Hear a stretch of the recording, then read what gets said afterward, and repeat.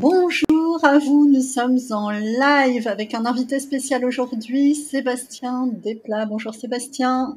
Bonjour. Hello.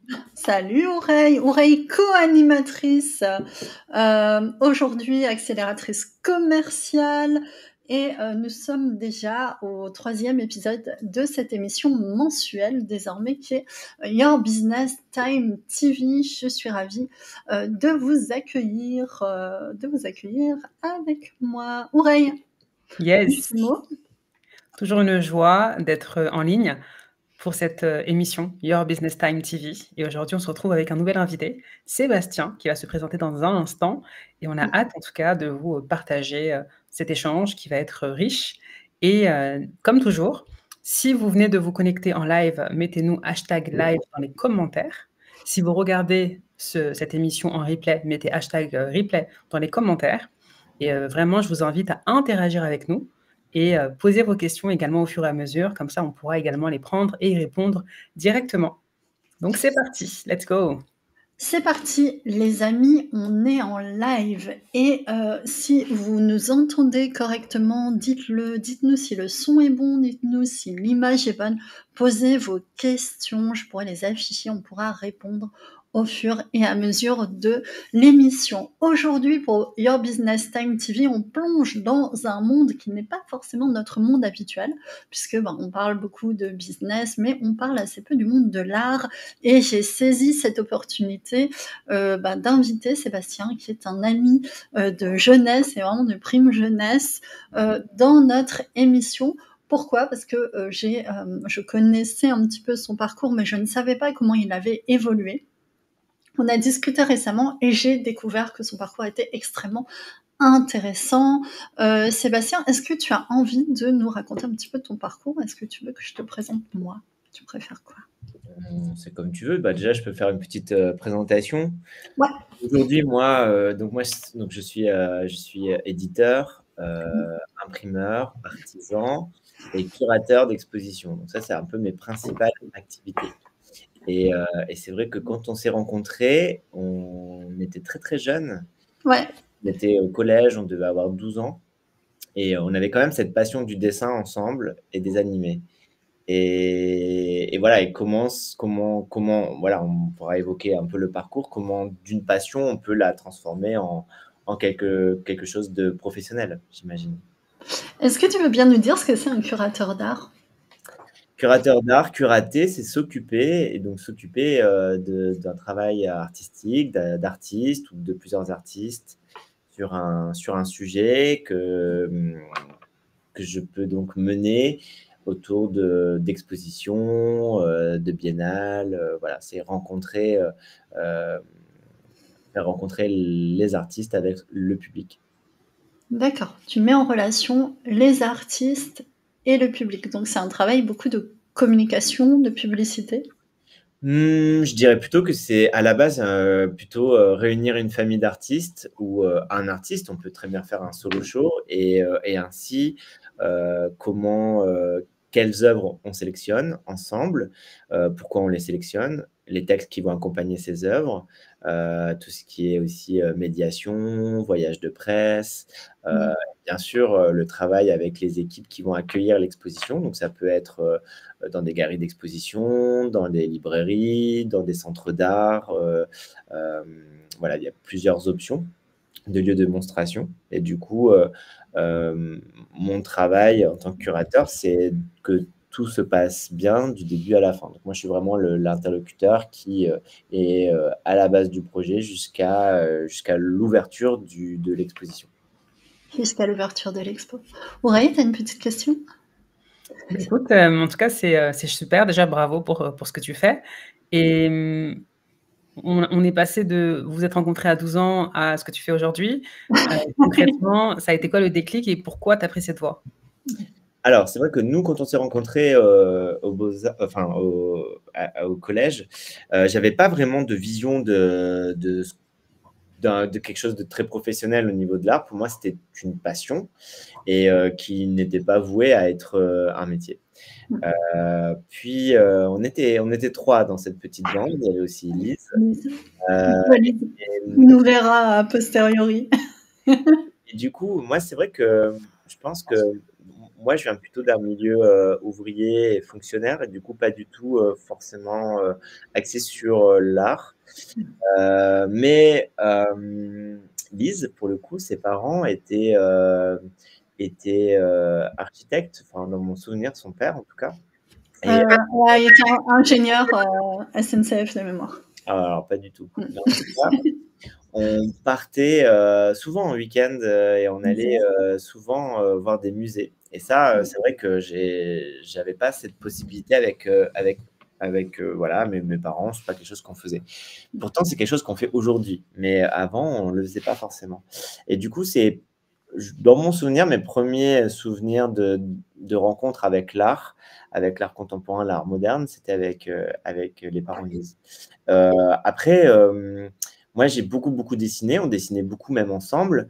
Et ensuite, je pense que c'était pas forcément moi qui voulais faire une école d'art dans la bande, mais j'ai un peu suivi le mouvement. Et on s'est inscrit dans des cours du soir dans une école municipale. Et l'idée, c'était de préparer le concours. Donc là, on a 16 ans, et de préparer le concours aux Beaux-Arts. Donc, il y avait des écoles en Belgique, puisque moi, je suis né à Valenciennes. Du coup, la Belgique était limitrophe. Donc, c'était aussi des très bonnes des écoles d'art. Donc, j'avais voilà, dans mon viseur Saint-Luc Tournai, Saint-Luc Bruxelles, euh, qui étaient voilà, les Beaux-Arts de Tournai aussi.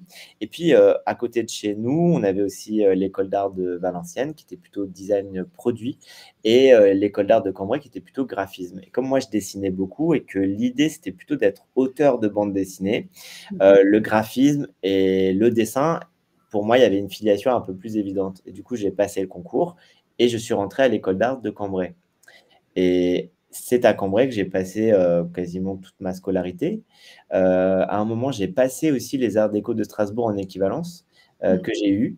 Mais à l'époque, je me souviens que mes parents n'étaient pas très convaincus de mon départ tout simplement parce que financièrement, ils ne pouvaient pas forcément assumer des écoles, enfin une école un peu plus loin avec un logement, etc. Et du coup, voilà, je me suis dit, bon, bah, tant pis, je vais rester à Cambrai, je vais faire mon master en entièreté. Mais j'en ai profité pour faire un maximum de stages. Et c'est ça qui a sûrement déclenché des opportunités après mon diplôme. Génial. C'est vrai que, alors, les cours du soir en dessin, tu étais inscrit avec Lise, mais pas avec moi, je sais pas si tu te souviens. Par contre, moi, j'étais en option lourde art plastique, 8 heures par semaine, coefficient 9. Donc j'avais aussi mon parcours en art en parallèle. Et j'ai été dissuadée, moi, clairement, de suivre cette voie-là. En mode, c'est une voie de garage, ça ne mènera à rien, ou tu seras obligé d'être professeur. Et moi, j'avais pas du tout envie d'être enseignante.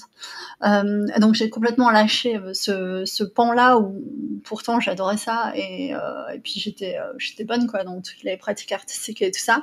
Et en fait, j'avais pas d'exemple qui aurait pu soutenir un projet comme celui-là. Et je suis contente que tu interviennes aujourd'hui, Sébastien, aussi pour toutes les personnes qui peuvent être comme moi et peuvent se dire ouais, c'est une voie de garage, ça mène nulle part, ou alors c'est réservé à un univers un peu élitiste, tu vois. Il y a cette idée-là aussi de bah, finalement, si tu es issu des classes moyennes, voire des classes moyennes inférieures, ce qui était complètement mon cas à l'époque où j'étais avec ma mère, c'est mort, tu peux pas y aller, quoi. Et donc il y avait cette idée un peu préconçue là, et toi t'es pas du tout issu non plus d'un milieu élitiste, et pourtant tu as réussi à faire carrière, et je trouve que c'est vraiment très intéressant d'en parler, et de donner un peu d'espoir aussi aux gens qui se disent bah c'est mort, et tout ça. Voilà, je pense que tu as des choses à dire à ce sujet. Alors, effectivement, moi, je viens pas forcément d'un milieu qui vient de l'art. Donc, comment faire? Au départ, franchement, je pense qu'à 17-18 ans, quand tu rentres dans l'école, à l'école des beaux-arts, tu penses pas du tout à ça. Tu es loin de ce que vraiment est le marché de l'art et le monde de l'art que je vais découvrir bien plus tard à Paris. Mais donc c'est quand même un peu naïvement, moi j'y vais, je pense que ce qui me motive, c'est de dessiner, c'est de raconter des histoires, mais aussi mes professeurs, parce que j'ai eu des professeurs vraiment passionnants et qui m'ont ouvert aussi au métier du milieu artistique que je ne connaissais pas. Et moi, c'est plutôt par le biais de l'artisanat que je vais donc rentrer dans le milieu de l'art contemporain. Et donc, c'est donc ma professeure de gravure, Christine Bouvier, qui est une excellente artiste et dessinatrice et graveuse, qui va me parler d'une maison d'édition et d'un atelier parisien et bourguignon avec qui elle travaille beaucoup, puisqu'ils ils ont les plus grandes presses de gravure de France. Donc, en fait, je vais un peu expliquer ce que c'est la gravure et l'artisanat de l'image imprimée. En gros, je découvre le monde du travail grâce à cette maison d'édition qui est là pour démocratiser l'œuvre d'art, si vous voulez. Par exemple, vous êtes un artiste reconnu, votre cote monte. Et pour diversifier un peu les collectionneurs, on va demander à l'artiste de créer et d'imaginer des éditions. C'est là où moi, je vais intervenir. Donc, en fait, une édition d'estampes, c'est une image imprimée qui est éditée à plusieurs exemplaires. Ces exemplaires sont numérotés, ils sont signés par l'artiste. Et ce qui est très important, c'est que ce n'est pas de la reproduction. Ce n'est pas une image, un tableau que je reproduis en image imprimée. C'est une création originale, c'est-à-dire que l'artiste vient dans l'atelier et va dessiner quelque chose de nouveau pour l'image imprimée. Donc, c'est pour ça qu'on appelle ça de l'estampe originale. Ce n'est pas un poster qu'on reproduit avec de très bonnes qualités, ce n'est pas exactement ça. Donc, en fait, moi, je vais découvrir cette maison d'édition qui va m'apprendre la gravure, la litho, la typographie au plomb. Donc, cet atelier s'appelle l'atelier RLD. C'est un atelier qui est hérité de l'histoire des éditeurs MAG qui ont donc soutenu la carrière de Miro, Matisse, Giacometti, Calder, enfin voilà, que des noms d'histoire de l'art. Et Robert et Lydie vont créer leur propre atelier après avoir été chef d'atelier pendant très nombreuses années chez MAG. Et moi, je rentre dans cette maison d'édition à l'âge de 22 ans. Donc, j'ai mon master en poche. J'ai fait plusieurs fois des stages chez eux. Bien sûr, j'ai fait d'autres stages ailleurs. Mais c'était vraiment l'édition qui a remporté pour moi mon intérêt. Et du coup, j'apprends techniquement là-bas, parce que c'est vrai qu'à l'école, on apprend bien sûr techniquement certaines choses, mais c'est vraiment pendant mes premières années au sein des ateliers et avec les artisans que je vais apprendre la technique. Et je vais accompagner les artistes sur cette technique ancestrale. Et c'était assez passionnant puisque j'arrive à un moment où la maison d'édition avait envie de créer de nouvelles collections avec de nouveaux artistes.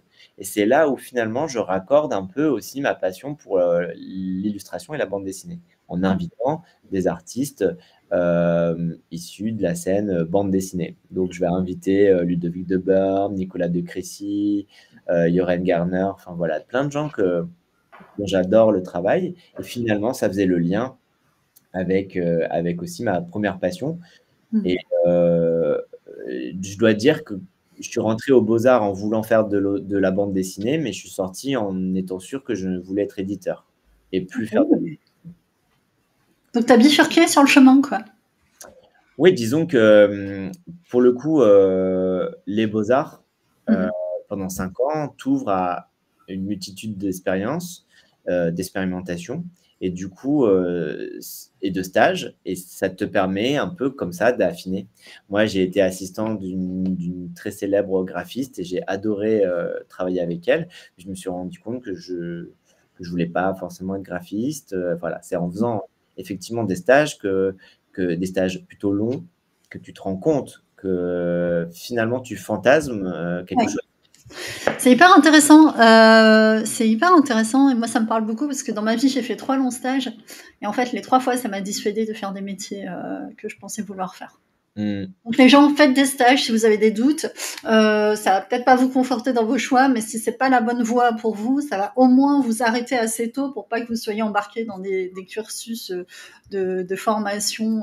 Donc ça vaut le coup d'aller se cogner vraiment à la réalité terrain des métiers. Donc toi, tu es rentré dans le monde de l'art par la porte de l'artisanat d'art et l'édition. Ouais. Alors par contre, quand j'ai fait ce choix de l'artisanat, je me souviens de mes professeurs qui me disaient que c'était, pas, forcément, la meilleure des voies, que l'artisanat, c'était pas forcément, quelque chose qui avait de l'avenir. Ah ouais, c'est vrai. Ouais, parce que là, maintenant, on le voit aujourd'hui, mais aujourd'hui, on a la Fondation Bettencourt, on a, Chanel, on a, Louis Vuitton et on a de la chance d'être en France avec, effectivement des grandes, marques qui vont, soutenir comme Hermès, Ouais. qui vont soutenir, l'artisanat. Mais quand moi, je suis arrive il y a 20 ans, l'artisanat, c'est plutôt, c'est comme une voie professionnalisante, quand tu faisais, général ou, professionnel et en général, mais: «Ah mais toi, tu as quand même de l'avenir, plutôt, dans quelque chose de général, tu devrais faire S, tu auras plus de voies qui s'ouvrent». C'était vraiment le discours, le plus ouais. Ouais. La vision était un peu dégradée par rapport au côté théorique et tout ça. C'est un truc, Oreille, qui doit te parler aussi. Pardon, je t'ai. Je pense que les métiers de la main, étaient pas valorisés en tout cas. Les métiers de la main n'étaient pas valorisés. Oreille, je pense que c'est un truc que tu as dû connaître aussi dans le cursus vente, la stigmatisation de ce genre de cursus comme considéré comme un peu des sous-cursus, sous-valorisés. Ça te parle, ça?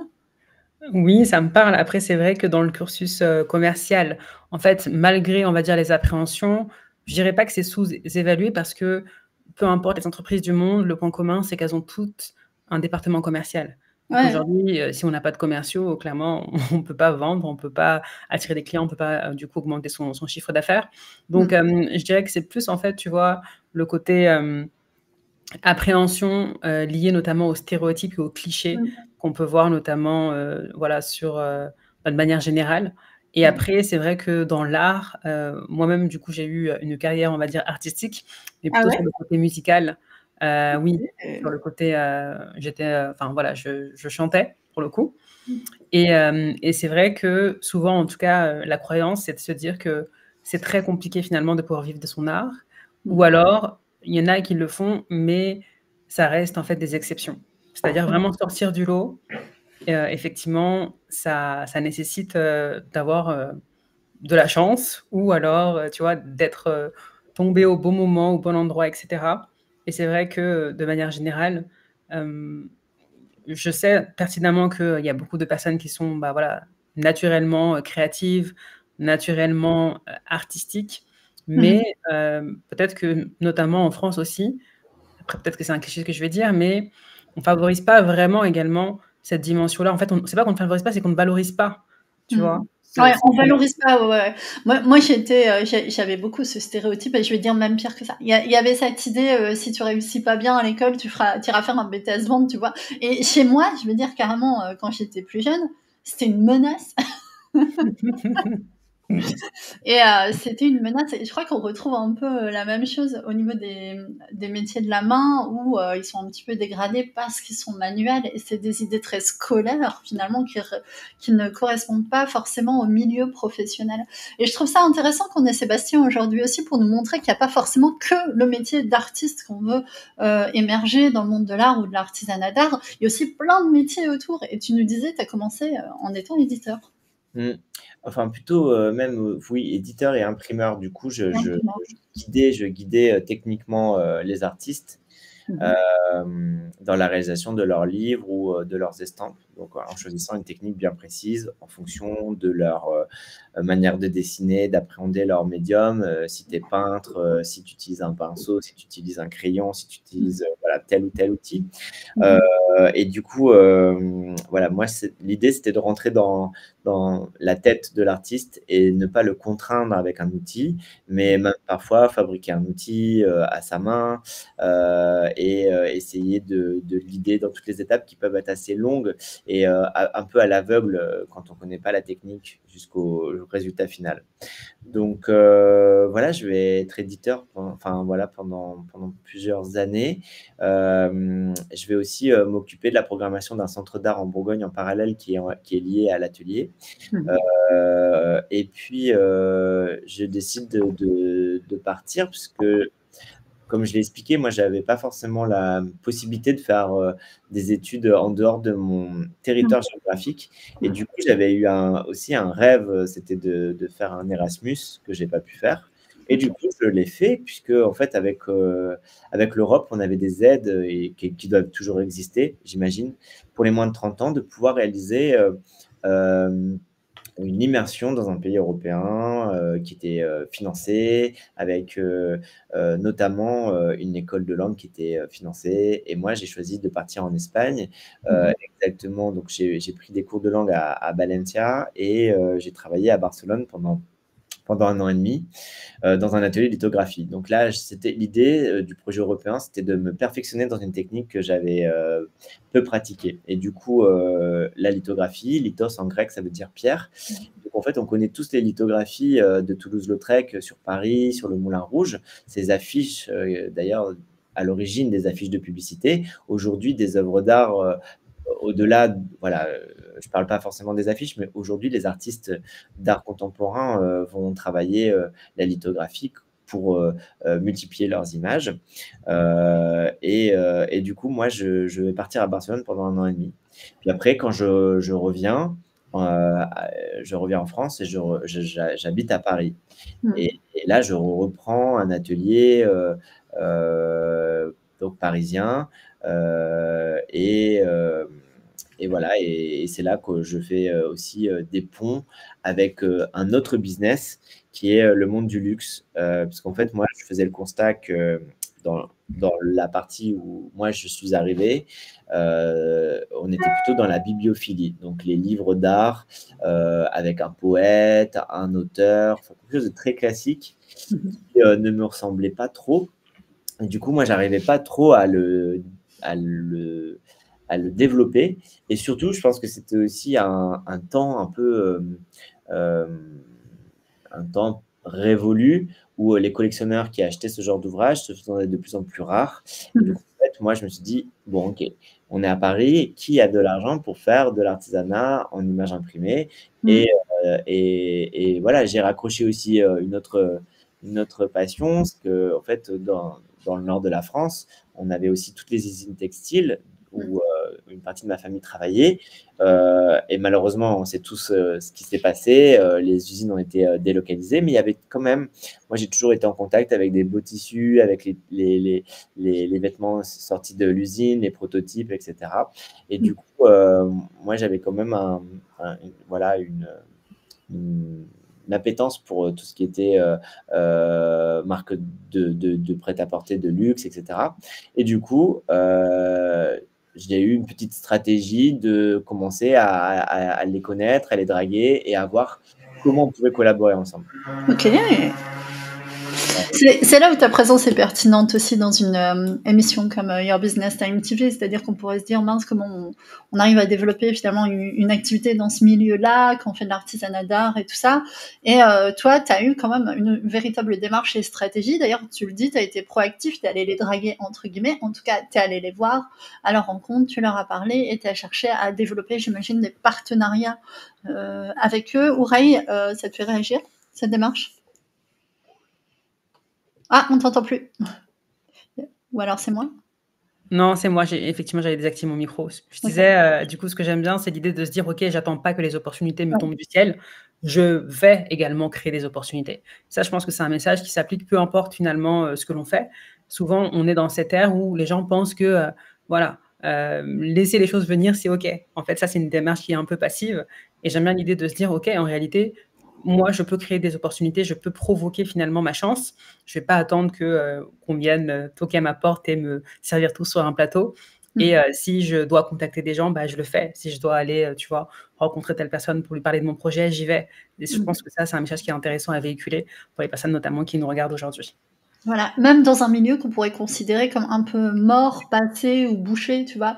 Milieu de l'art, pas évident, quoi. Tu arrives, tu dis: «OK, je vais me faire une place» et Sébastien, il a eu le bon réflexe de se dire: «OK, je vais me rapprocher, en fait, de, ce qui est dynamique aujourd'hui, économiquement et c'est le milieu du luxe». Tu veux nous raconter un peu comment tu t'y es pris et comment ça a évolué? Ouais, en fait, bon, moi, déjà, je connaissais personne à Paris puisque j'avais jamais encore habité à Paris et en plus, je m'occupais donc d'une maison qui était plutôt, on va dire classique, poésie, livres d'artistes et cetera. Mmh. Mais qui avait quand même un passé, extraordinaire, Miro, Calder et cetera. Donc moi, je me suis servi de ce passé, qui est l'histoire de l'art pour, voilà, raconter une histoire familiale et comment voilà, on essaie de travailler dessus. Et moi, j'avais aussi une passion pour, des graphistes très très célèbres, qui s'appellent M&M Paris et du coup, je me suis dit: «Comment je peux, les rencontrer?» Et du coup, je me suis dit, là, je donne vraiment, voilà, un petit tuyau qui, en tout cas, a marché pour moi et qui a marché pour plein d'autres situations. J'ai pas envoyé un mail, parce qu'un mail, je pense que c'est complètement malheureusement impersonnel et c'est compliqué de se faire remarquer. Du coup, Mmh. j'ai envoyé une très belle carte postale qu'on avait imprimée en Mmh. typographie, en lithographie, et j'ai, écrit un courrier, mais très, très simple, quelque chose qui disait, que j'avais envie qu'on se rencontre tout simplement et que je pense que je pouvais apporter quelque chose à leur, à leur savoir-faire, et que on pouvait sûrement collaborer. Donc il faut savoir que MM Paris sont connus pour, faire la communication depuis plus de 25 ans de Björk. Ils font aussi, Louis Vuitton, Loewe, Alexander McQueen et cetera. Et du coup, bah, ce courrier, je l'ai envoyé et au bout d'une semaine, on m'a appelé et on s'est rencontrés. Donc j'avoue que ça a été un peu facile, mais en tout cas, eux, étaient ouverts forcément à l'artisanat parce que c'est ce qu'ils font aussi pour leurs clients, heu et ils avaient envie, de travailler avec voilà, une entreprise, qui avait cette histoire et voilà, je pense que c'était inhabituel qu'on les approche de cette manière. Et Mmh. depuis, on a énormément travaillé ensemble. On a travaillé pour l'OEV, on a travaillé pour Alexander McQueen et avec Sarah Burton, donc la directrice artistique de McQueen, on a imaginé, donc en fait, en gros, moi, mon artisanat se montre, sur les invitations pour les Mmh. défis. Donc là, on va mélanger, typographie traditionnelle, donc au plomb, avec, de la gravure, avec, des feuilles de soie, du papier coton, des enveloppes faites sur mesure et cetera et tout ça, voilà, est envoyé à tous les clients, qui vont venir au défilé et en fait, ce qui me plaisait beaucoup, c'était que finalement, cette technique qui, quand moi j'ai commencé, à travailler dans l'artisanat, à l'époque, mes professeurs me disaient: «La gravure, c'est ringard, tu t'enfermes dans une voie, nin en Mmh. fait, je voyais que c'était pas du tout, ce qui était peut-être, considéré comme ringard, c'était, l'image véhiculée ou, les artistes qui travaillaient cette technique-là. Et si tu le déplaces et que tu le fais travailler avec des artistes contemporains, tout d'un coup, c'est une très, très belle technique au service d'un travail artistique. Et du coup, l'idée, c'était vraiment de déplacer finalement, c'est comme faire de la broderie, voilà, qu'on pouvait faire, au début du siècle dernier et aujourd'hui la broderie faite par Chanel, bah, c'est pourtant le même savoir-faire, mais et donc c'était un peu mon idée, de déplacer l'image imprimée dans quelque chose de contemporain et ça a marché, et du coup on a travaillé pendant 7 années, ce qui est très rare, dans la mode puisque en général, on fait une saison et après on change d'image, on change de communication, il faut toujours de la nouveauté. Mais avec Sarah Burton, on a inscrit notre collaboration sur du long terme. On a travaillé pendant 7 années, donc les défilés, automne-hiver, printemps-été, les hommes, donc les femmes, la carte de vœux et cetera. Donc c'était hyper enrichissant de développer tout cet univers avec eux. Et puis après, il y a eu plein d'autres, voilà, des artistes qui ont commencé à penser que: «Ah mais finalement la gravure, ça peut être bien pour moi, ça peut être bien pour mes collectionneurs, et voilà. Et du coup, je pense que ça a participé pour une partie de la population, à déringardiser un peu cette technique. Voilà. En tout cas pour la mode. Et après, la mode a entraîné les designers de mobilier, a entraîné des artistes contemporains beaucoup plus actuels. Et voilà. Et je pense qu'après, c'était un peu lancé, quoi. L'artisanat, finalement, moi, j'arrive au bon moment. Tout le monde parle d'artisanat, de reconversion dans l'artisanat, de faire quelque chose de ses mains. Et en fait, quelque chose qui a du sens. Et c'est vrai que fabriquer quelque chose, un objet, ça a du sens aujourd'hui. Ouais. Et pas un objet qui est édité à des milliers d'exemplaires, quelque chose d'assez peu, mais bien fait. Et c'est pas forcément élitiste. Il y a des choses que moi je fabrique qui sont vendues 10 €, qui sont fabriquées à la main. Et après, bien sûr, il y a des pièces qui sont vendues plusieurs centaines d'euros. Mais après, en tout cas, j'essaye de démocratiser l'œuvre d'art au maximum. OK. J'ai entendu plein de choses absolument passionnantes dans ce que tu nous as dit. À la fois, tu as saisi une tendance qui était effectivement cet engouement pour, l'artisanat, le retour à des choses faites de qualité, en local, en peu d'exemplaires. Donc, tu as saisi une tendance, en même temps, tu as impulsé une tendance puisque tu as remis, tes techniques de gravure, «dans le circuit» entre guillemets, en les faisant redécouvrir. Donc il y a une forme de rencontre, c'est un peu bateau ce que je veux dire, mais entre la tradition et la modernité. Et autre chose que j'ai trouvé hyper intéressante dans ta démarche, il y a le fait que quand tu as envoyé ton invitation initiale, qui a démarré la collaboration, déjà tu étais dans la démonstration de ce que tu savais faire, parce que tu as utilisé une technique que tu maîtrisais dans l'invitation elle-même. Donc il y a quelque chose de très cohérent en fait dans la démarche. Je t'invite et regarde ce que je suis en capacité de faire. Ça, je trouve ça assez puissant aussi, cette dimension de démonstration. Oui, tu as peut-être quelque chose à nous dire à ce propos. Je te vois hocher de la tête. Yes, bah écoute, en tout cas, déjà, merci beaucoup pour ton partage. Je réitère pour les personnes qui nous regardent en live, n'hésitez pas à nous mettre #live dans les commentaires et surtout, si vous avez des questions, posez-les. Toi, aujourd'hui, du coup, souvent, tu vois, il y a ce cliché effectivement que c'est impossible, voilà, de vivre de l'art, etc. Moi, j'avais une question sur qu'est-ce que tu réponds justement aux personnes qui pensent comme ça? Est-ce que quand on se lance notamment dans une carrière artistique, forcément, ça rime avec ne pas réussir à vivre finalement de son activité et être fauché, quoi. Ouais, Si je c'est vais vrai, il y a ce dans les cliché, il y a pas de stéréotypes. peur, hein. Moi, c'est ce qui m'est arrêté, hein, initialement. D'ailleurs, j'ai fait un truc un peu absurde, puisque je suis allée faire de la philosophie, ce qui est pas plus rentable et lucratif. Sachant que je voulais même pas enseigner, donc tu vois, ça ne professionnel, ça n'avait pas beaucoup de sens. Mais ouais, qu'est-ce que tu répondrais, du coup? T'as peur de pas en vivre. Alors, c'est une réalité pour beaucoup d'artistes et d'artisans. C'est très, très compliqué.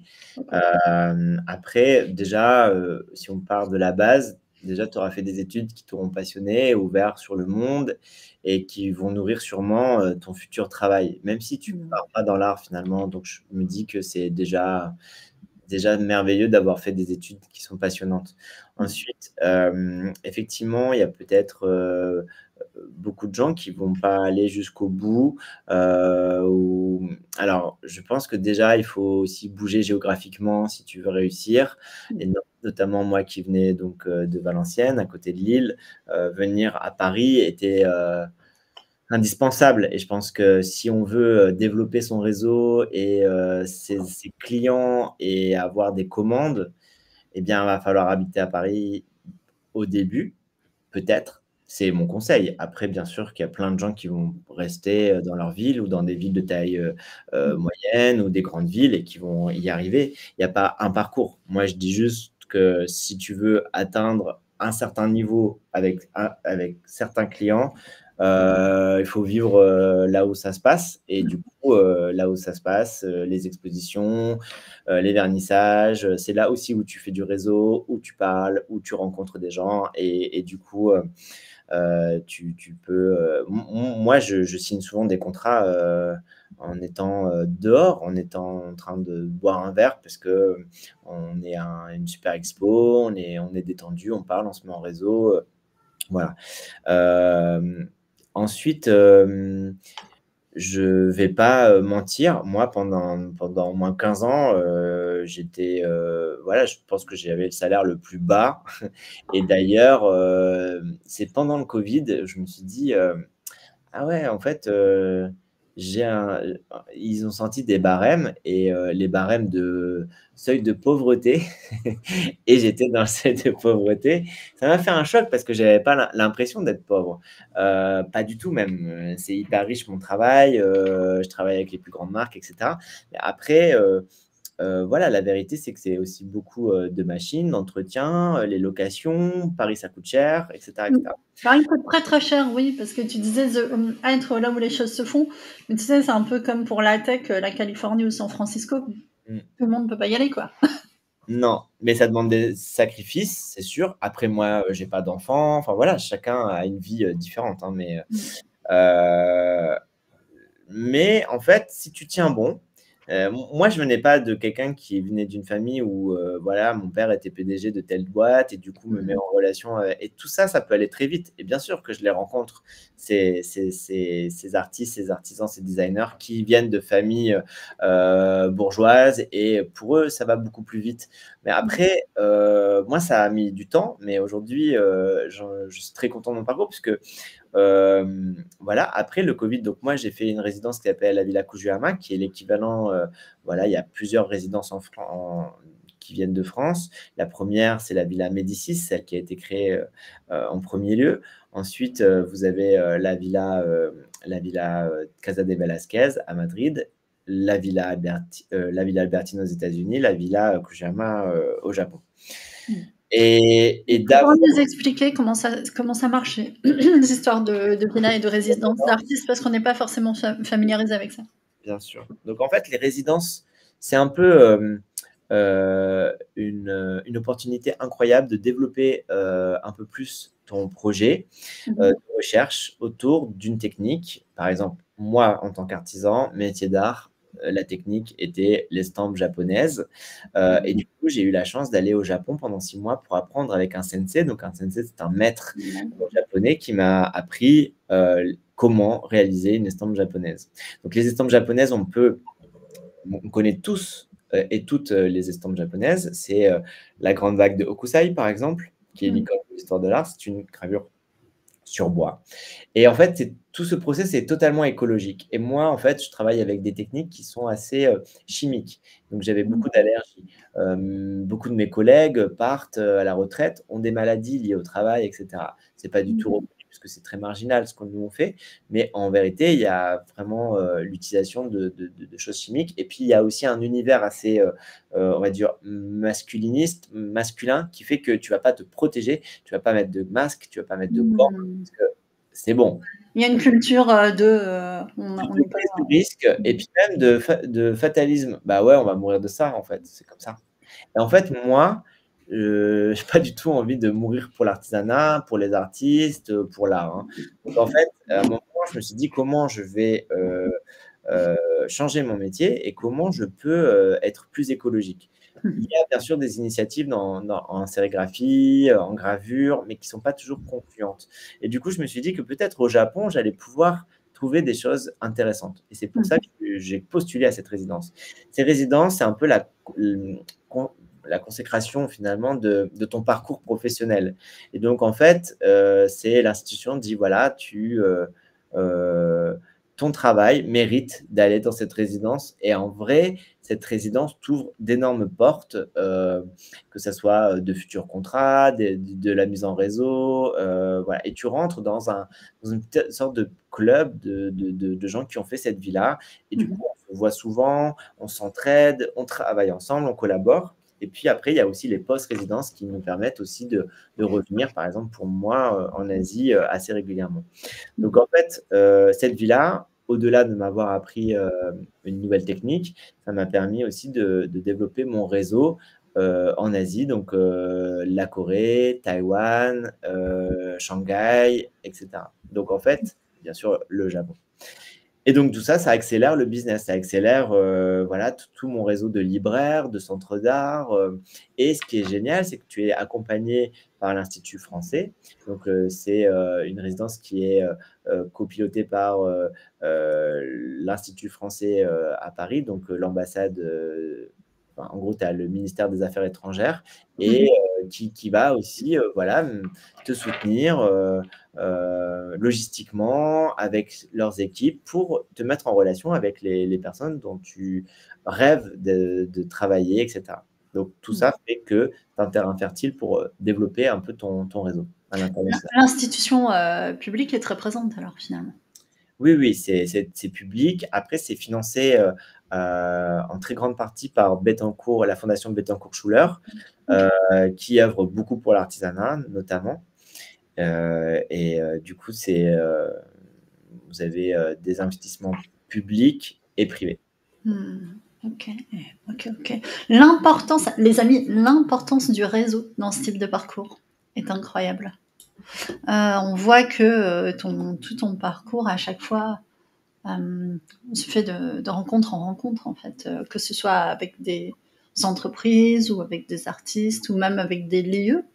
Et ça montre que dans une époque où on a l'impression que tout est dématérialisé, que tout se passe sur les réseaux, que tout se passe par email et tout, eh bien, finalement, le réseau réel, physique, etc., reste primordial, quoi. Aurélie ? Clairement. Ça me fait penser où récemment, je faisais un post justement où je disais qu'à l'ère des réseaux sociaux, il y en a beaucoup qui vont se contenter de créer du contenu effectivement juste online. Et du coup, le côté également, tu vois, rencontre physique se perd de plus en plus. Et je disais, mais en fait, il y a des vraies opportunités qui se créent uniquement sur le terrain. Donc, tu ne peux pas accéder à certaines personnes en restant juste en ligne, tu vois. Et donc, c'est vraiment important à l'ère du digital de se dire, OK, j'ai une présence en ligne, c'est super. Je profite également effectivement de l'évolution technologique, il n'y a pas de souci. Mais aussi, comment tu peux te rendre, je dirais, accessible, tu vois, également dans certains réseaux. Comment tu vas à la rencontre des humains physiquement aussi et pas juste de manière digitale, parce que ça se perd de plus en plus. Et pourtant, je peux garantir qu'il y a, voilà, les vraies opportunités, en tout cas, se passent également sur le terrain. Et donc là, par rapport à l'exemple notamment de Sébastien, on le voit que sans toutes ces rencontres, sans tous ces déplacements, sans le fait d'oser aller même à l'étranger, il n'y aurait pas eu forcément le même parcours. Ah, mais c'est sûr. Et puis même toi et moi, Aurélie, on ne travaillerait pas de manière aussi régulière avec Didier et tout si on s'était pas rencontrés. En vrai, c'est pas du tout la même qualité de relation, quoi qu'on dise. Exactement. Après, il y a des pays qui sont plus difficiles que d'autres. Par exemple, le Japon, tu vas rencontrer les personnes physiquement, puis ensuite encore une deuxième fois, une troisième fois, une quatrième fois. C'est protocolaire, tu veux dire? Ouais, il y a des étapes, on te teste, et puis après, pour revenir, il faut montrer que c'est pas juste un one shot. Ok. En fait, c'est pas, au-delà, il y a nous, nos codes culturels en France, mais après, si tu développes à l'international, il y a aussi d'autres cultures, d'autres codes. Et ça, il faut essayer de les comprendre et il faut être patient. En fait, je pense que de tout ce que j'entreprends, c'est comme des graines que tu sèmes. Et effectivement, moi, j'en sème énormément. Il y en a quelques-unes qui poussent. Qui fonctionnent. Et en fait, c'est OK. Il y en a, ce sera suffisant, en fait. Mais il ne faut pas être trop insistant. Il faut être slow. Il faut être patient. Et souvent, on n'est pas assez patient. Et moi, je pense que c'est hyper important pour moi, même de mes clients, ça devient mes amis. Mais les artistes que j'ai dites, on devient amis. Si je vois que le courant il passe pas, je préfère pas continuer à faire des livres ou des éditions. Si je vois qu'il y a des gens un peu trop, comment dire, on va dire qu'ils sont exigeants, mais qu'en fait ils sont plutôt pénibles, je préfère être ami plutôt que de travailler avec eux. Et tout ça, il faut éviter les soucis. Il faut éviter, voilà. Et je pense et comme ça, tout se passe de façon assez douce. C'est beaucoup d'intelligence humaine et relationnelle. Hein. Ouais, je pense qu'il faut avoir. Après, j'ai conscience que moi, je parle facilement à des gens que je ne connais pas depuis toujours. Mais du coup, je sais que je suis né comme ça. Mais après, si on ne l'a pas, on peut avoir d'autres stratagèmes. On peut, voilà, on n'est pas obligé d'aborder les gens. Par exemple, écrire une lettre, si tu es timide, tu peux le faire. Donc voilà, il faut se connaître et essayer de s'adapter. Après, voilà, mon parcours, on l'évoque très, très, très rapidement. Et j'oublie plein d'autres rencontres incroyables qui changent la vie. Mais je pense qu'effectivement, ce sont les rencontres qui changent ton destin, ta vie. Et après, c'est toi qui les saisis ou pas. Voilà. Ouais. Après, il y a aussi de ça. Et tu parlais, Horaï, qu'il y avait aussi la chance. Effectivement, le parcours professionnel, c'est aussi de la chance. À un moment, être là au bon moment, la bonne soirée, la bonne personne, le bon match. C'est sûr. Aussi de ça. Yes, et la chance, effectivement, elle Ouais. provoque. Après, c'est ça, avec des itérations. C'est-à-dire que tu peux pas la contrôler. Mais en démultipliant quand même les opportunités simplement de rencontre, tu augmentes fortement tes chances de faire la bonne un jour. Donc il y a une question aussi d'être en capacité de générer des itérations.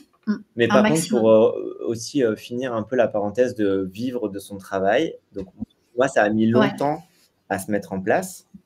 Et aujourd'hui, j'en vis et j'en vis bien. Mais il a fallu voilà, plusieurs années.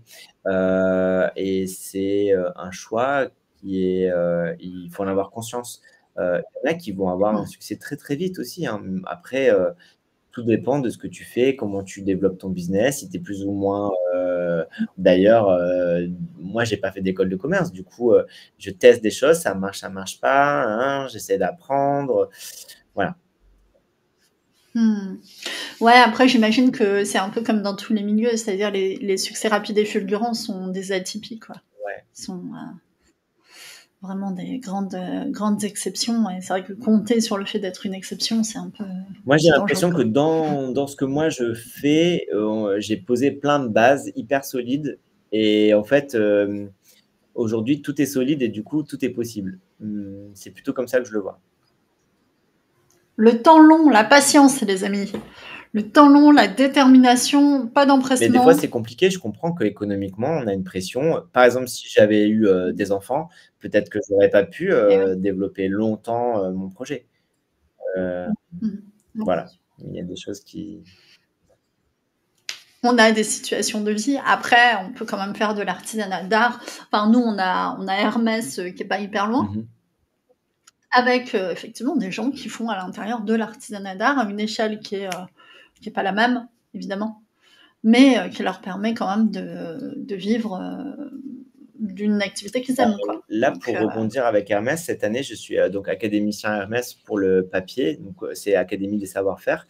C'est une initiative assez géniale qui, tous les 2 ans, sur une technique, sur une matière différente, le bois, la pierre, le verre, etc., ils y réunissent 20 académiciens, académiciennes autour de cette technique avec des masterclass, avec des visites, avec, voilà, il y a plein de choses très, très riches.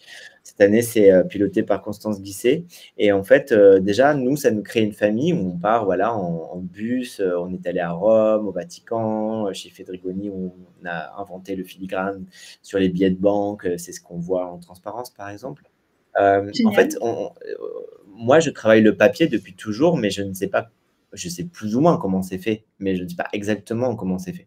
Et du coup, ces masterclass et toutes ces visites pendant plus de 6 mois, ça te permet de vraiment approfondir, comme une école aurait pu le faire.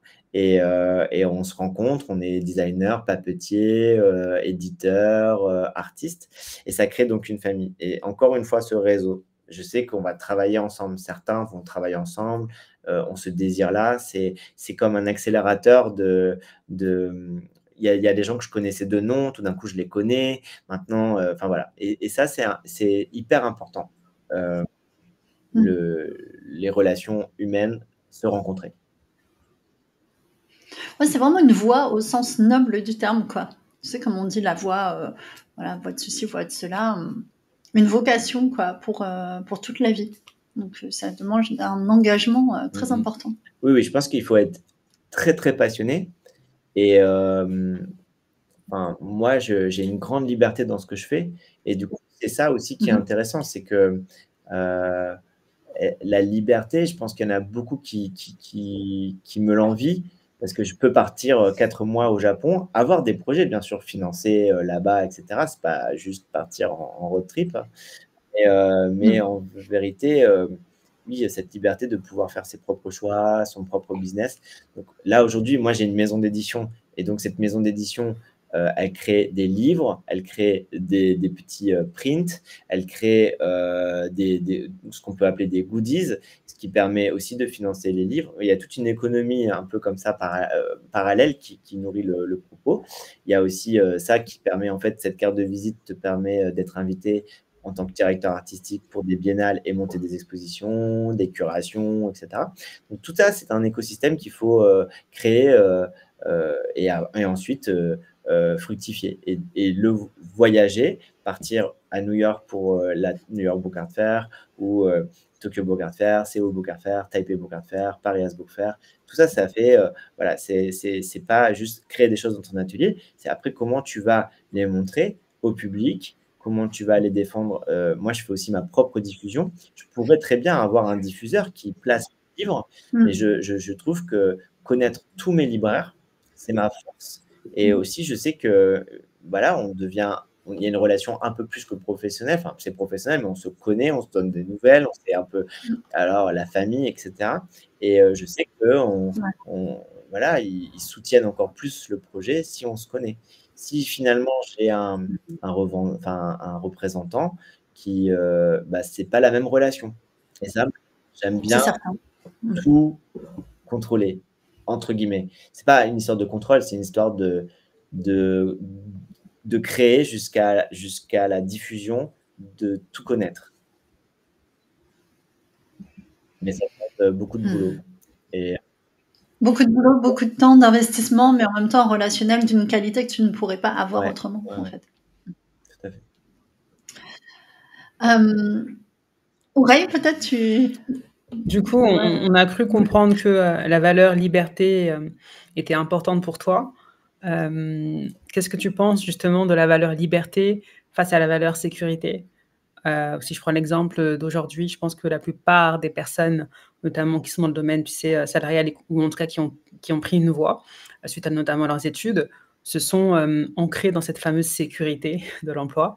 VS notamment, je pense, tu vois, je dirais que les artistes sont souvent des esprits libres, ou les entrepreneurs qui choisissent plutôt la voie de la liberté.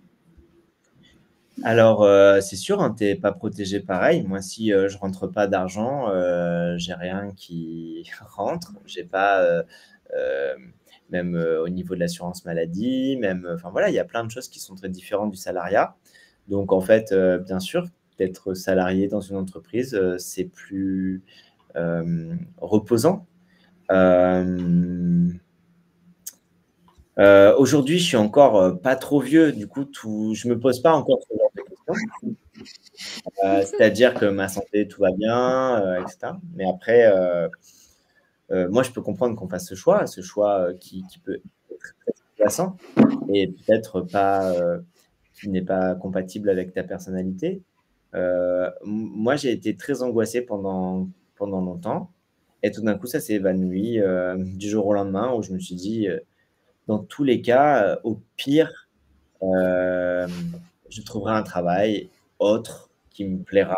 Et en fait, j'ai évacué l'argent. C'est vrai que c'était un peu une angoisse. Qu'est-ce qui va se passer le mois prochain? Est-ce que je vais y arriver? Est-ce que je vais payer? Est-ce que je vais réussir à payer mon loyer, etc. Après, voilà, au fur et à mesure des années, tu économises, tu investis, etc. Et du coup, tout d'un coup, tu es plus serein, tu vois sur plusieurs années, tu sais que tu peux financer ton projet sur plusieurs années, et tout d'un coup, ça va mieux. Mais ouais, pareil, c'est petit à petit. Mais après, c'est pas forcément fait pour tout le monde, effectivement. Ok, donc il faut savoir supporter l'anxiété des lendemains pas certains, et c'est vrai que dans certaines situations de vie, ça peut être très compliqué. J'aime bien je suis encore jeune, ça me fait plaisir, on a un âge similaire. Seb, quand on a repris contact, tu m'as dit que tu donnais des conférences et que tu échangeais auprès de jeunes, notamment dans des écoles dont certains ne t'ont pas retenu. J'ai trouvé ça rigolo. Est-ce que tu as quelque chose à nous raconter Oui, c'est assez drôle que sur maintenant, bon voilà, après avec les années, avec ton travail voilà, se fait remarquer par le réseau. Du coup, on t'invite.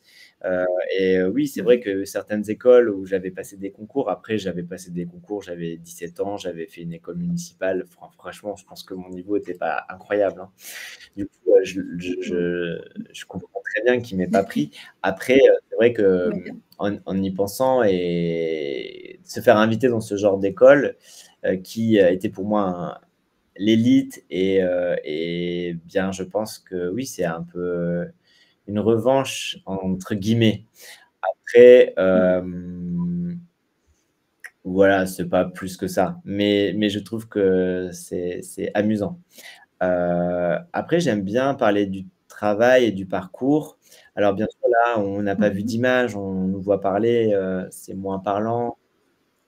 Je peux montrer des images s'il faut, hein. J'ai la Ouais, possibilité de c'est faire du partage d'écran. mais du coup, voilà, c'est un travail qui est très visuel, qui est, en fait, on essaie de faire du beau, on essaie de faire, je pense que l'actualité est très anxiogène et je trouve que ce que moi je propose, des alternatives de lecture, de beaux livres, de belles images qu'on met chez soi et avec qui on va vivre, ça procure des émotions qui sont très importantes et c'est pas anecdotique et ce n'est pas superficiel et ce n'est pas l'art, c'est pas juste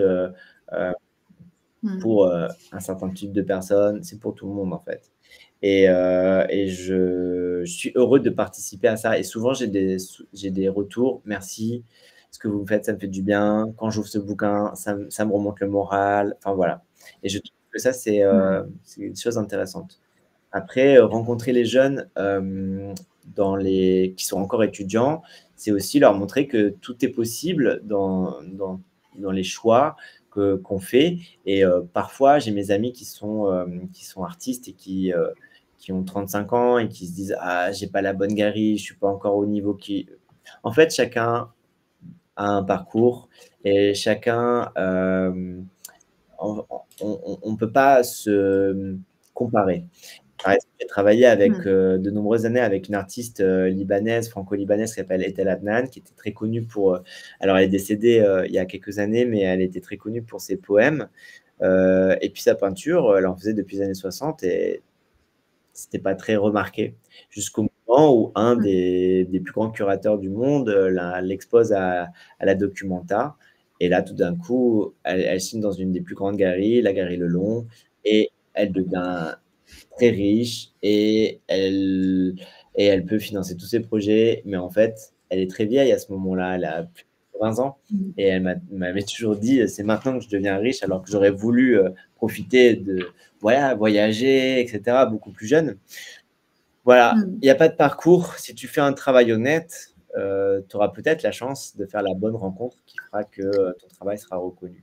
Après, déjà, il faut juste profiter de ce qu'on a et c'est déjà plutôt pas mal. Voilà, donc il faut pas se comparer et il faut trouver des astuces pour pouvoir travailler le plus sereinement possible. D'accord. Ça me parle beaucoup en fait ce que tu... Hop, je vais changer un peu la configuration. Je tombe au milieu. Ouais, c'est bon. Ça me parle beaucoup ce que tu évoques sur la nécessité de revenir aujourd'hui à cette époque post-Covid, société de consommation, société de l'écran, à des choses très simples, de grande qualité, qui donnent une satisfaction tactile, esthétique, en fait, qui relève simplement du bel objet et de quelque chose de tout à fait accessible à tout à chacun. En fait, c'est presque un cheminement d'ordre méditatif, je trouve, quasi spirituel. Donc un retour finalement au simple et beau. Et j'aimerais savoir, Ourey, peut-être ça te... parce que là, je pars, mais... J'aimerais savoir si tu as des histoires ou des anecdotes en fait à nous transmettre peut-être à ce sujet ou alors sur ton parcours ou des choses que tu as vécues voilà, dans des moments où tu transmets. Est-ce que tu as peut-être des histoires ou des anecdotes qui font particulièrement sens pour toi? Je sais pas comme ça des anecdotes, mais en tout cas, ce qui est sûr, c'est que j'accueille énormément de stagiaires et je trouve que c'est très important au niveau de la D'accord. transmission. Je suis heureux de voir que beaucoup d'étudiants qui viennent en stage ensuite montent leur propre maison d'édition et créent des formes qui sont des formes différentes de celles que je propose. Parce qu'en fait, je pense qu'on a la chance en France d'avoir des écoles d'art qui te permettent d'avoir une approche théorique importante et qui te permettent d'avoir une vraie personnalité artistique. Et ça, c'est pas le fait de toutes les écoles d'art dans le monde. Et notamment en Asie, où on voit pas du tout l'enseignement de l'art de la même façon. Et du coup, je pense que ce qui est assez important pour moi, c'est d'accueillir un maximum d'étudiants en stage. Et ça va créer des bébés, en fait, des nouvelles voies, des nouvelles manières de faire des livres. Et je pense que effectivement, quand je fais des salons et que je vois tous ces gens que j'ai eus jeunes et qui sont maintenant à un très beau niveau d'éditeur, même quelque chose de très fanzine, mais bien fait, bah, ça me fait vraiment plaisir. Ok, donc tu es heureux quand tu vois ça. Où est-ce qu'on peut voir ce que tu proposes? Où est-ce qu'on peut te retrouver? En fait, j'ai eu plusieurs maisons d'édition, mais là, j'ai créé une nouvelle structure qui s'appelle Au Quai d'Est Paris et qui est donc assez nouveau puisque depuis novembre, l'Instagram est ouvert. On peut voir un peu plusieurs curations que j'ai pu faire, notamment en Bretagne, à Taïwan, et puis les livres que j'édite. Donc, principalement sur Instagram. Moi, je me suis enlevé de Facebook. Voilà, voilà, je m'en servais pas. Et puis après, voilà, pour des raisons que vous imaginez. Je peux pas enlever Instagram, malheureusement, pour mon business. Je le garde. Meilleur Si la lumière. il y a une alternative, je foncerai dessus, mais sinon, je ne connais pas. Pourquoi tu as enlevé Facebook pour le coup? Alors, je crois que c'était au lendemain des décisions d'arrêter les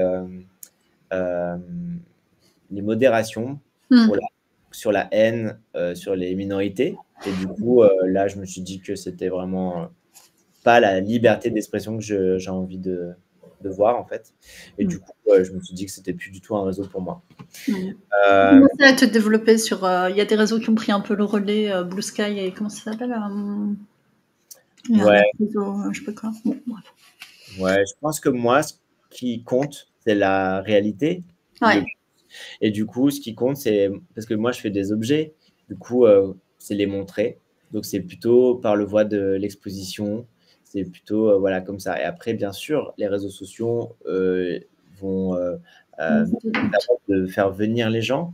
Mais je pense que c'est ça que je veux développer le plus, c'est la rencontre. Ouais, après, c'est une chambre d'écho, quoi. Est-ce que tu fais réellement? Ça permet de garder le contact, c'est pas mal. Ouais, Blue Sky et Mastodonte aussi. Ont pris un peu le Oui, contrôle. j'ai beaucoup d'amis qui ont migré là-dessus. En fait, je n'ai pas envie de remettre de l'énergie pour l'instant là-dessus. Je suis plutôt dans mes projets. Pour l'instant, ça me réussit. Et du coup, si vraiment je vois que j'ai besoin d'investir dans un nouveau réseau, je le ferai. Pour l'instant, tout va bien. Tout va bien, donc pas besoin. Donc on te retrouve pour l'instant toujours sur Instagram. Est-ce que tu as envie de nous... Ouraï, peut-être une petite question? Après, j'en aurai une autre. Non, vas-y, tu peux y aller. Je peux y aller? Je peux dégainer. Seb, est-ce que tu as envie de nous parler un petit peu ou pas de l'histoire de ta maman? Puisque moi, toutes les histoires de reconversion m'intéressent beaucoup. Oui, c'est vrai qu'au départ, quand on a repris contact, c'était aussi pour te raconter ça. En fait, voilà, suite à voilà, un événement dans notre vie familiale, ma mère avait envie d'arrêter son travail. Elle était donc assistante maternelle et elle voulait elle avait un rêve, c'était de devenir céramiste, potière. Donc, elle m'a fait part de ce rêve, mais en me disant, voilà, de toute façon, je vais être obligée d'aller jusqu'au bout, jusqu'à la retraite avec mon travail. Et moi, je lui ai dit, non, en fait, on a malheureusement, on est assez éphémère ici, et du coup, autant et kiffer le plus possible. Et du coup, je lui ai demandé si elle voulait vraiment que je mette en place quelque chose pour l'aider à faire des démarches, etc. Donc en fait, elle a arrêté son travail. On a cherché des financements, notamment avec France Travail. Malheureusement, être potière, ce n'est pas un travail d'avenir pour France Travail. Donc en fait, ils n'ont pas voulu financer sa formation. Donc elle l'a autofinancé. Et elle a pris des cours dans dans une, euh, une école d'art qui diplôme son apprentissage. Et voilà, c'était parti pour 3 années pour se former en tant que potière céramiste. Et ensuite, elle a fait une première collection. Donc moi, je l'ai accompagnée un peu dans, voilà, il faut faire une première collection, il faut faire les premières photos, il faut ouvrir son Instagram, etc., etc. Donc j'ai fait les premières photos, je l'ai accompagnée sur les réseaux sociaux. Puis petit à petit, elle a pris le lead sur ses réseaux sociaux. Elle a appris à regarder des tutos, elle s'est approprié les codes de la communication pour le faire à sa façon. Et aujourd'hui, elle a plus de 3000 abonnés, ce qui est quand même satisfaisant quand on est artisane dans ce domaine. Donc son nom sur Instagram, c'est Elisa-céramique. Et elle propose aussi de nombreuses formations, de stages, voilà. Et en plus de vendre ses créations, elle forme. Et elle pensait pas qu'elle était quelqu'un de pédagogue, mais elle s'est découvert quelqu'un voilà, d'ouvert à la transmission. Et ça lui plaît beaucoup. Donc voilà, donc en fait, c'est une reconversion qui est réussie puisqu'aujourd'hui, elle gagne suffisamment sa vie. Mais elle a décidé de tout changer à l'âge de 55 ans, ce qui était quand même 55 ans. pas évident. Ce qui n'était pas évident, psychologiquement, tu as pu l'accompagner un peu? Oui, je pense que ce qui l'a rassurée, c'était qu'elle avait moi et ma sœur vraiment en soutien. Et après, elle l'a vraiment assuré d'une manière technique. Elle a su apprendre, elle a su, parce que c'est pas non plus la même chose apprendre à 55 ans qu'apprendre à 20 ans, un travail. Et du coup, oui, je pense qu'elle s'est accrochée, elle a beaucoup, beaucoup, beaucoup travaillé. Et aujourd'hui, ces pièces, voilà, moi, je vois des pièces avec des formes très contemporaines, très actuelles. Et voilà, donc c'est tout à fait possible. Et souvent, quand des gens de mon âge me disent, bon, bah, moi, je me suis spécialisé là, je ne vais pas refaire tout, je ne peux pas, je n'y arriverai pas. Bon, bah, à chaque fois, je dégaine l'exemple de ma mère. Si à 55 ans, tu peux refaire un réseau, des nouvelles amitiés, une nouvelle vie. Donc, voilà. Bah, je te propose qu'on regarde un petit peu ce que ta maman propose, si ça te dit. Je vais aller chercher sa galerie sur Instagram. Donc, les amis, allez suivre la maman de Sébastien, Elisa Céramique, et regarder un petit peu ce qu'elle fait aujourd'hui, après une reconversion à l'âge de 55 ans. Je pense que les gens qui se sentent arrêtés par l'âge, ça a des chances de les inspirer. On mettra en lien sa galerie. D'ailleurs, je vais le faire tout de suite dans la conversation. Donc, je suis très contente de pouvoir mettre en lumière son travail. Et puis après, je mettrai en lumière le tien, si ça te dit. Mais, hop. Et donc, elle anime des ateliers et elle gagne sa vie entre ses créations et ses animations d'ateliers. C'est magnifique, hein. Les photos sont incroyables. Tu l'as aidé à apprendre à prendre des belles photos et communiquer ou... Ouais, jusqu'à un point, c'était moi qui faisais toutes les photos. Et puis, je pense que les 10 dernières, c'est elle qui a repris sa communication. Donc, c'est un peu différent, mais c'est bien. C'est elle, au moins, qui fait elle-même les choses. C'est génial, en tout cas, bravo. C'est magnifique, hein? Ouais. Et très inspirant. Et puis vraiment, ça me fait très plaisir de savoir que ta maman et ben, elle a réussi son projet de reconversion. Moi aussi, ma mère s'est reconvertie à l'âge adulte. Mais c'est vrai qu'au début, elle ne voulait pas forcément donner de cours. Et D'accord. nous, ce qu'on avait vu quand même de tous les céramistes professionnels, c'est qu'ils faisaient aussi beaucoup, beaucoup de workshops et beaucoup d'ateliers à l'année. Et je Mhm. pense que c'est indispensable à ton économie en tant que céramiste aujourd'hui. Ouais. Oui, c'est ça. Il faut être conscient qu'à un moment donné, il y aura une dimension effectivement, d'atelier, de transmission, de cours, si tu veux être économiquement viable. Je pense qu'il y a assez peu de céramistes qui ne gagnent leur vie en étant céramistes.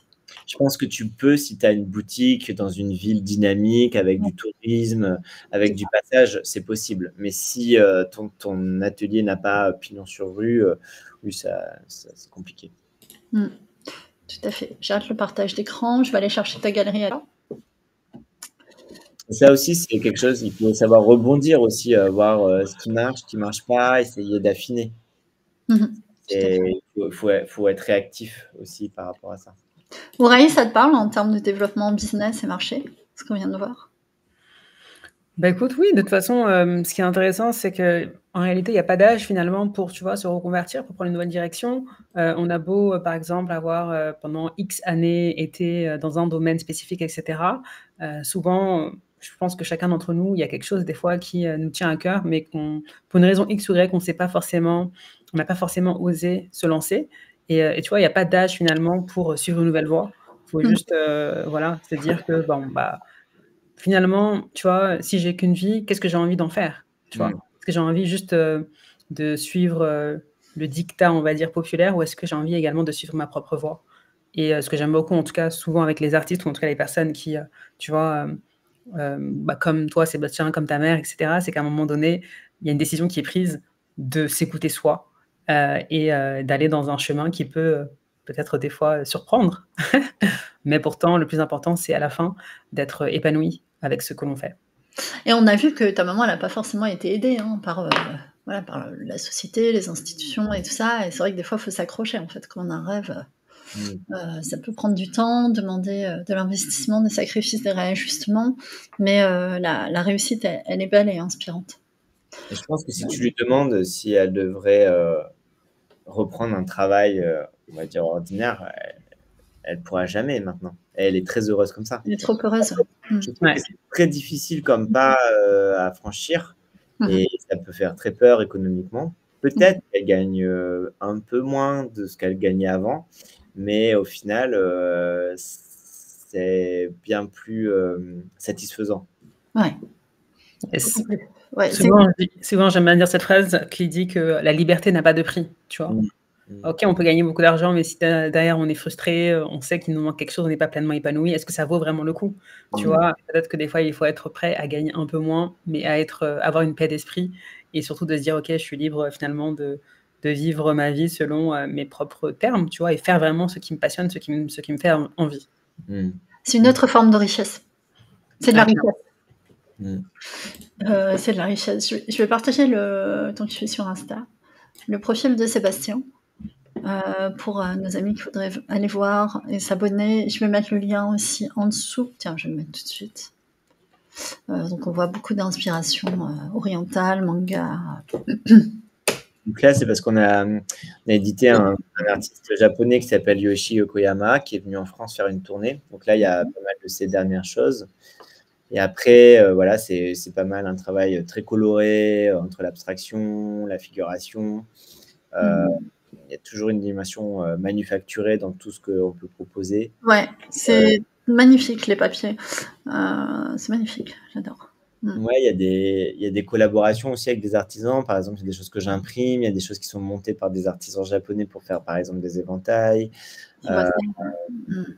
Et ça c'est indispensable de voyager pour pouvoir voilà, faire des rencontres avec les artisans. L'artisan avec qui je collabore est un ami. Enfin, voilà, on se rencontre, on s'apprivoise et après, on a envie de travailler ensemble. Donc ça, c'est important. Puis après, on a pas mal de vues de curation d'exposition. Là, c'est une vidéo sur Je vais essayer de la mettre en grand, je sais pas si je peux. Voilà. c'était donc l'hiver dernier, l'idée c'était donc de fabriquer toutes mes feuilles de papier washi. Donc le washi, c'est de l'écorce de mûrier. Et du coup, l'idée c'est de faire un livre là que j'imprime en mai et qui va être montré en septembre au musée de la chasse de la nature dans le Marais. Un très très beau musée et qui va montrer un peu tout le process de fabrication du livre. Du coup, voilà, j'ai eu la chance de pouvoir travailler avec des sensei. Donc là, j'étais assisté par aussi des écoles, des étudiants de l'école d'artisanat de Kyoto. Voilà, et c'était vraiment, vraiment super intéressant. Donc, de choper le bon geste. C'était vraiment pas évident les premiers jours. Et voilà, donc il y aura un petit film qui va être monté aussi pour pouvoir voilà, bien se rendre compte de toutes les étapes de process de fabrication.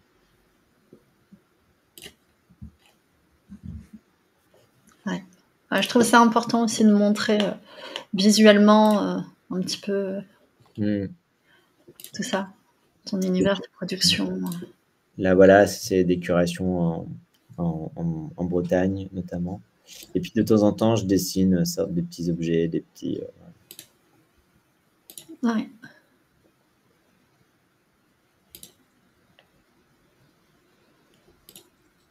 Donc voilà, ces 3 dernières années, c'est vraiment l'idée de faire un maximum de choses le plus écologiquement possible. Qui répond quand même à ce que mes clients désirent aussi. Enfin, j'anticipe ce qu'ils veulent parce que pour l'instant, dans l'image imprimée, on ne le demande pas encore.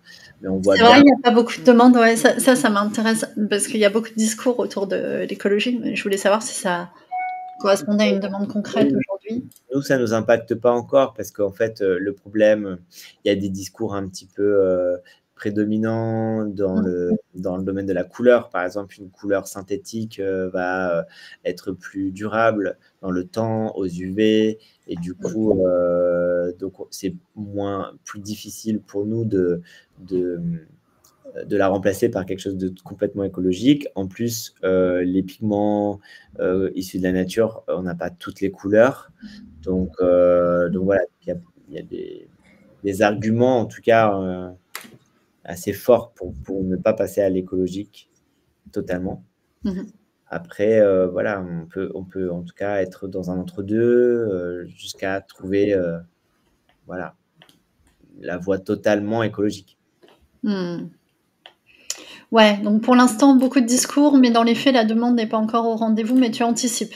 Mais la demande, c'est pas grave parce que je pense que c'est pas parce qu'on va me le demander. En fait, il faut que j'expérimente tout de suite, maintenant, pour que je sois prêt quand un jour, les clients vont me dire c'est indispensable pour moi que ça soit des encres écologiques. Et du coup, si j'ai pas eu tout ce process de recherche, qui est autofinancé d'ailleurs, ben en fait, je serai pas prêt en temps et en heure. Et après, moi, je préfère maintenant.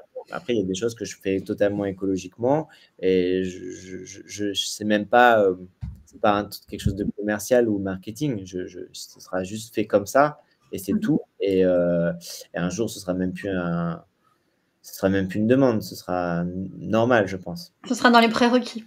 C'est-à-dire que pour travailler avec toi, eh ben, il faudra accepter la méthodologie. Voilà, il y aura peut-être pas toute la gamme colorée qu'on peut imaginer. Mais c'est pas grave, en fait. Il faut savoir s'adapter. Ce ne sera pas la première fois que tu plies un peu le marché à ton style. On voit qu'il y a eu ça un petit peu au début déjà avec la. Disons que travailler avec moi, ce sera différent, c'est tout. Mais après, travailler avec n'importe quel atelier, c'est différent. On n'a pas la même façon de voir l'artisanat, même entre mes collègues qui font la même chose. Moi, je sais que travailler dans le milieu de la mode n'était pas forcément bien vu de certains de mes collègues parce que le capitalisme, etc. Et bon, après, il y a des discours comme ça et moi, je ne donne aucune leçon, tu vois. Chacun fait comme il peut et comme il veut. Et moi, je trouve que le luxe, ça nous permet d'expérimenter Et aussi, ça me permet de faire des projets complètement dingues que j'aurais jamais pu faire autrement. Et ça, Mmh. c'est quand même passionnant de Mmh mh. repousser les limites. Il y a des choses, au début, quand on me les a mises sur la table, j'ai dit: «Ça, c'est impossible à faire». Mmh. Et Mathias Augustiniak m'a dit: «Mais si, c'est possible, tu vas y Mmh. arriver». En fait, j'étais obligé d'y arriver. Donc Et effectivement, ça pouvait être très stressant parfois, mais on y arrivait toujours. Houreye, tu nous as dit que tu devais partir, pour 3 heures, il est bientôt 3h05. Yes. Est-ce que tu veux poser une dernière question ou est-ce que tu nous laisses, maintenant? Yes, je vais devoir y aller effectivement. J'avais un rendez-vous à 15h du coup, Je je suis un sais. peu en retard. Oui, tu as Mais, bien fait de en tout poser cas, ta j'ai été question avant ravie, l'entretien. voilà, de ce partage, Sébastien. Merci à toi pour voilà, pour le bel échange. Merci également pour, les pépites que tu nous as partagées et c'est cool également effectivement de voilà, de voir que finalement, c'est également possible de vivre de son art. Et voilà et Oui. l'idée maintenant, c'est de suivre, sa propre voie et de Mmh. faire ce qui nous anime, voilà, tout un chacun. Donc, merci pour cela. Je vous souhaite, du coup, une belle suite d'échanges et Nathalie, on se dit à très vite pour la prochaine émission. Pour la 4e édition de Your Business Time TV. Bye Yes. Houreye. À À la très vite. prochaine. Oui. Hop, Seb. Nous voilà à 2. J'aimerais bien que tu nous parles, des fois où tu as dû être un petit peu pirate dans ta manière de faire pour, pouvoir, réussir dans, ton parcours. Parce que je sais que des fois tu as dû un petit peu, pas forcément contourner les règles, mais jouer avec tout ça. Est-ce que tu as des choses, un peu à nous raconter?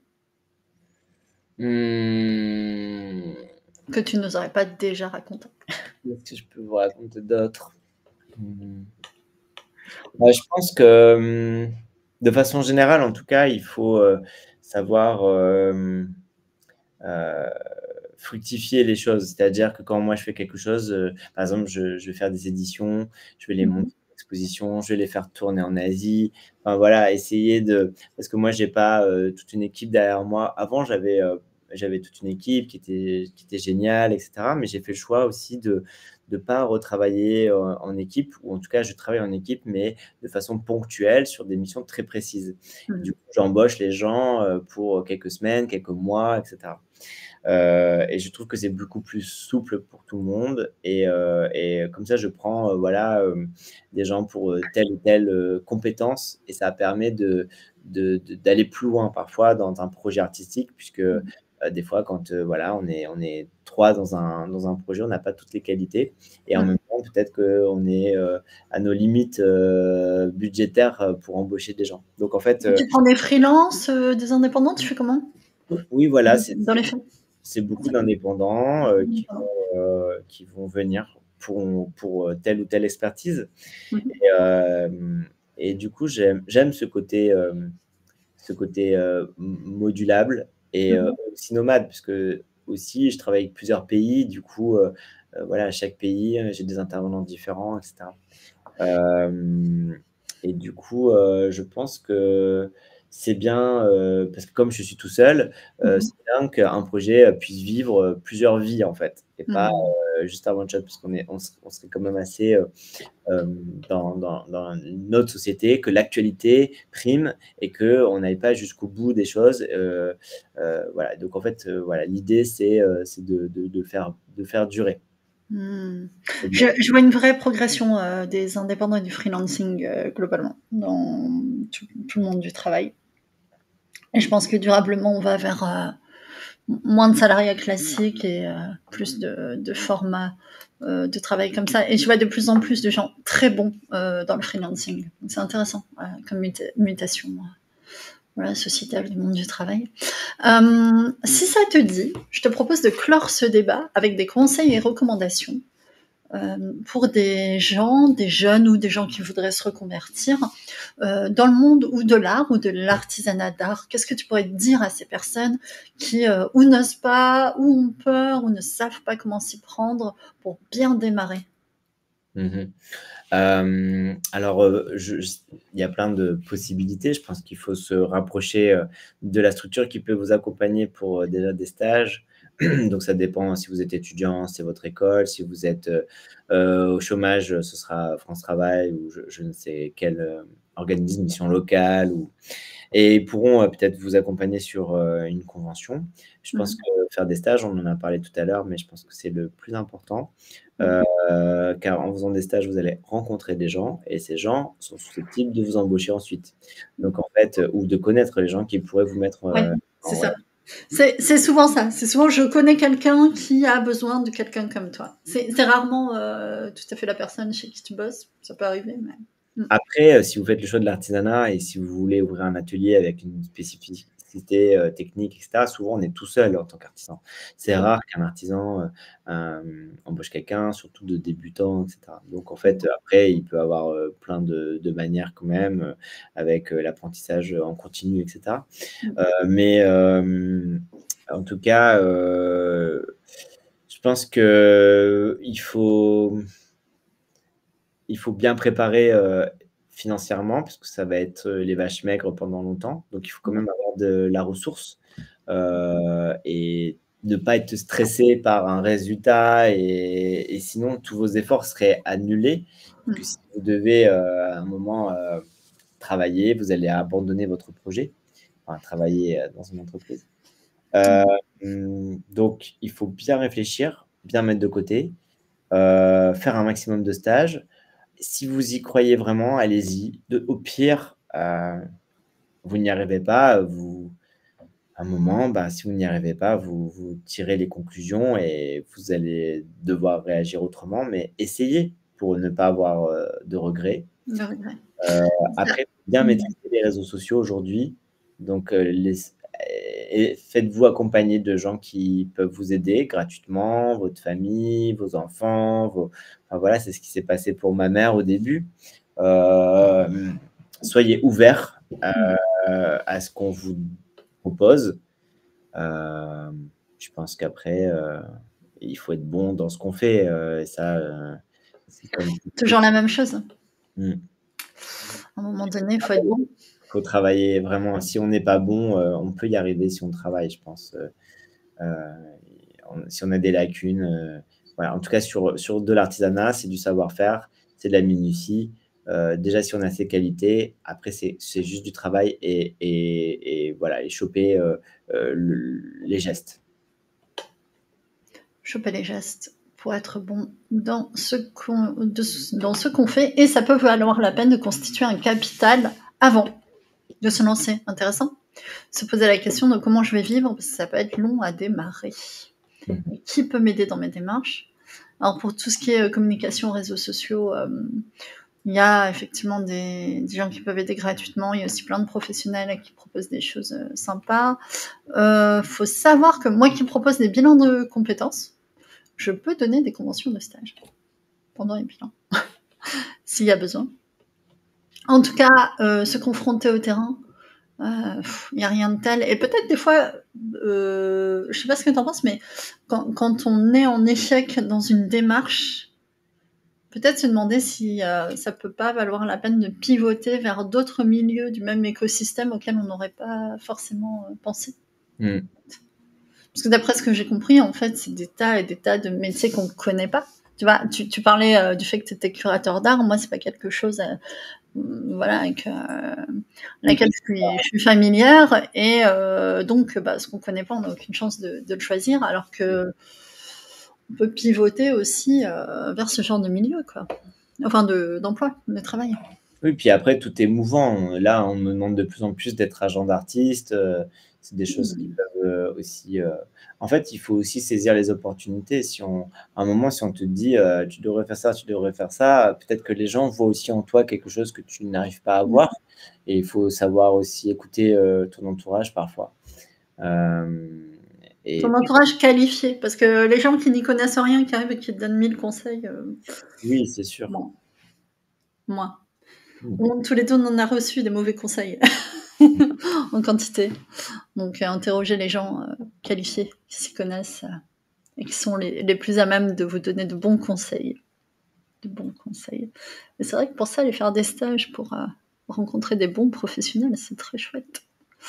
Est-ce que tu veux partager un dernier mot? Je pense qu'on va bientôt s'arrêter, si ça te va. Écoutez, un dernier mot, je pense pense vraiment que tout est possible. Après, il faut vraiment croire en en son rêve. Moi, mon rêve, c'était d'être auteur de bande dessinée. Ça s'est transformé parce que j'ai découvert d'autres métiers qui m'ont encore plus passionné Mmh.